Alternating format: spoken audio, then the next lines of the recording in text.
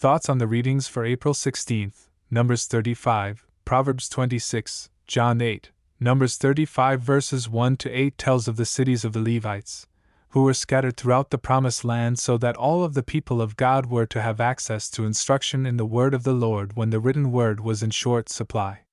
Verses 9 to 34 outline the cities of refuge, which were appointed on both sides of the river Jordan.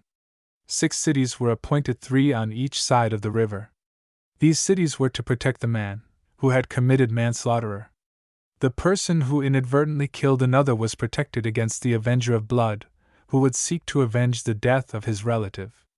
If the innocent slayer entered the gates of one of the cities of refuge, he was under protection through the law until the circumstances of the slaying had been investigated. If, however, the fugitive left the city, he was no longer protected. The term for the fugitive's protection was until the death of the high priest. Upon that decease, the fugitive was free to leave his refuge. We too have been guilty of blood, as we are all sinners. We too must remain within the household of our Lord Jesus Christ. There are many similarities to the observance of the Passover. The Israelites were to remain in the houses, whose lintels and doorposts had been sprinkled with the blood of the Lamb. However, we can never leave our place of refuge, for our high priest lives forever. Hebrews 7 verses 22 to 28, 13 verses 10 to 15. If the 6 cities were insufficient, a further allowance was made for additional places for refuge. Proverbs 26 speaks of the depths to which the foolish and lazy sink and the troubles that they bring upon themselves and everyone else who comes into contact with them.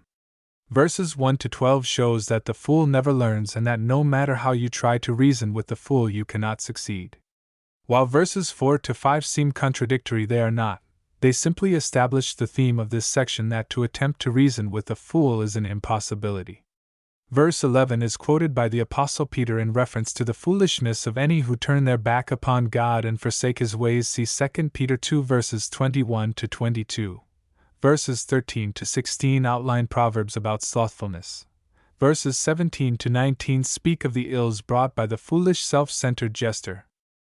Verses 20 to 26 tells of the damage done through foolish gossip and dangerous liars.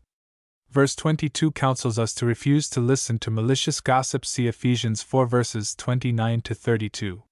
Carefully contemplate the message of these verses to each one of us.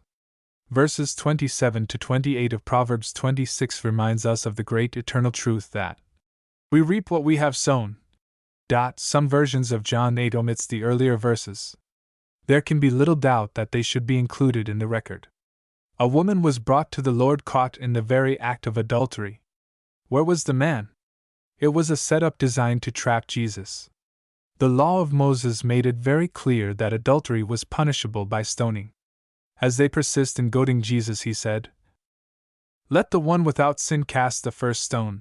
And he stoops down and writes on the earth. Most likely he wrote their names in fulfillment of Jeremiah 17 verse 13. One by one they left, beginning at the eldest. Finally, the woman was left alone with the Lord, and although he condemned her not, she was told to go and sin no more. A discussion follows about Jesus being the light of the world, one of the many Messianic titles that John used. This led on to a discussion regarding origins. Our Lord was from God. They were murderous liars and in no way children of Abraham. Only truth could set them free. Finally, Jesus astounds them with a claim for him to be the entire focus of God's purpose. Abraham understood this and rejoiced in that knowledge.